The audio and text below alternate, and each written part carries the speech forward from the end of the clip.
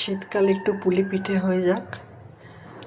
সুজি, নারকেল কোড়ানো, পাটালি গুড় আর দুধ। প্রথমে ঠান্ডা কড়াইতে গুড় আর নারকেল কোড়াটা ভালো করে মিশিয়ে নিলাম। এই যে পাক ধরে গেছে, হালকা পাক ধরে গেছে, এই অবস্থাটাকে বন্ধ করে দেবো গ্যাসটা। এবার সুজি, জল আর একটু নুন দিয়ে ভালো করে মেখে ঠান্ডা কড়াইতে তারপরে অন করলাম গ্যাস। একটু পরেই প্রায় 2-3 মিনিটের মধ্যে এরকম লেইটা হয়ে গেছে। এবারে থালাতে নামিয়ে এটাকে ঠুসবো। এবারে চাকি বানিয়ে তার মধ্যে নারকেলের পুরটা,